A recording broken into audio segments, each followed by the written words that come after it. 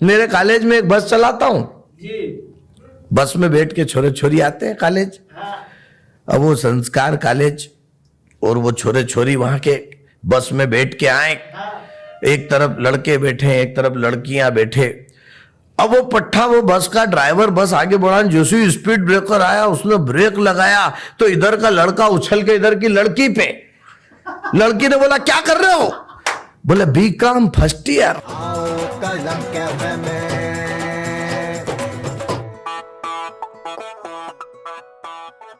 हंसी की कीमत खुद रोकर समझता हूँ, पाने की चाह को कुछ खोकर समझता हूँ, और आपके चेहरों पर यह हंसी बनी रहे इसलिए हर वक्त मैं खुद को एक जोकर समझता हूँ।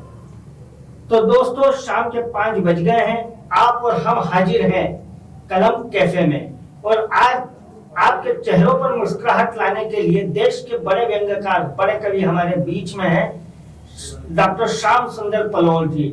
अगर आपकी इजाजत हो, आप तालियां बजाकर इजाजत दे दें तो मैं आवाज देना चाहता हूं डॉक्टर श्याम सुंदर पलोल जी को, जो तालियां बजाकर उनका अभिनंदन करें।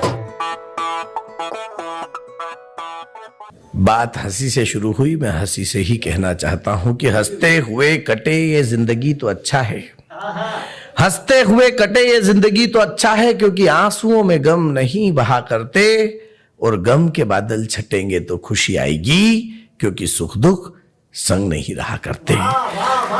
लाल लाल हरे पीले नीले सतरंगी वेश धरते हैं, गुदगुदाहट भरी बातें अब हम पेश करते हैं, पिचकारी रंगों की और भावों के रंगीन मिजाज से श्रोताओं दो अनुमति तो काव्य यात्रा का श्री गणेश करते हैं, अपनी यात्रा का श्री गणेश। देखिए साहब, मैं तो कॉलेज में पढ़ाता हूं, और पढ़ाते पढ़ाते ही कई ऐसी बातें जो लोगों की मुस्कुराहट को बरकरार रख सके वो पैदा हो जाती है। एक बच्चे ने अजीब किस्म की हरकतें क्लास में करना शुरू की, मैंने उसको डांटा। एक बच्चे से मैंने प्रश्न गणित का पूछ लिया, मैंने कहा बता, एक किसान एक खेत को 15 दिन में जोतता है, तो 2 किसान उसी खेत को कितने दिन में जोतेंगे? बोले सर आपका दिमाग खराब है क्या? खेत जब एक बार जोत चुका है तो जोतने की जरूरत क्या है? इतने अजीबोगरीब प्रश्न। विद्यार्थी बड़े चतुर होते हैं। मैंने एक बच्चे से कहा बता पैसिफिक महासागर कहां स्थित है? बोले सर मेरे को नहीं मालूम। मैंने कहा टेबल पे खड़ा हो जा। बोले सर यहां से भी नहीं दिख रहा है। गजब गजब बच्चे यार। एक बच्चे से मैंने कहा बेटा हम 1 मिनट में जितनी सांस लेते हैं ना, चीन में उतने बच्चे पैदा हो जाते हैं। अगले दिन मैं कॉलेज में गया, पट्टा टेबल पे खड़े होकर मैंने कहा क्या कर रहा? बोले चीन की आबादी बढ़ा रहा हूं। अरे बड़े विचित्र स्टूडेंट यार, क्या बताऊं, बड़ी स्थितियां खराब है?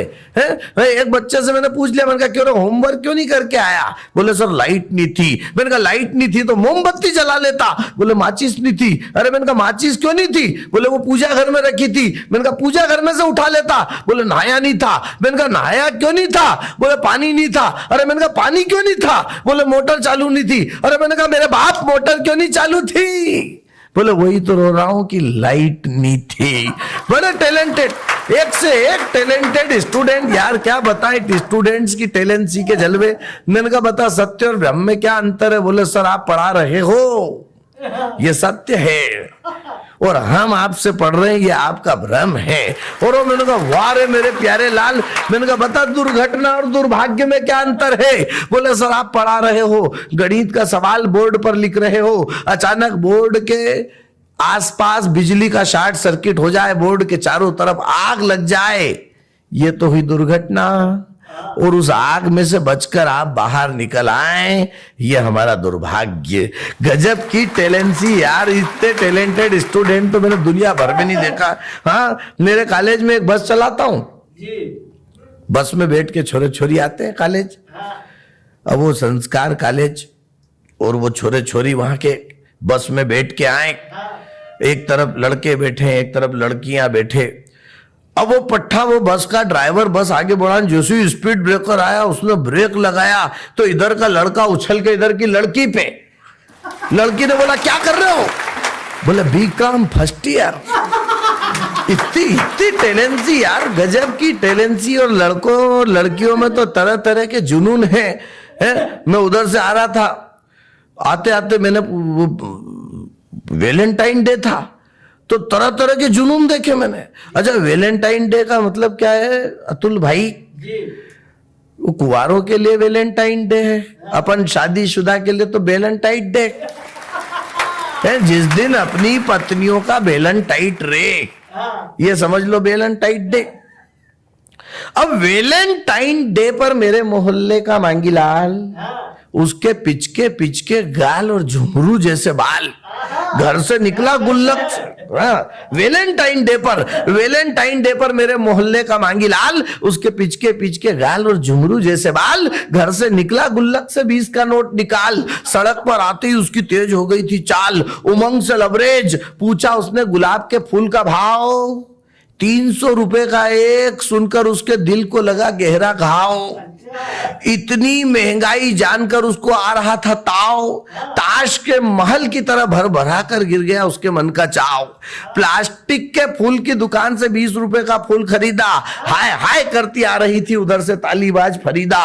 वो फूल मांगीलाल ने जैसे ही उसको टिकाया तो फरीदा नामक छक्का जोर जोर से चिल्लाया, इसको क्यों लाया रे, ये तो नकली है। बोले रख ले तू कौन सा असली है।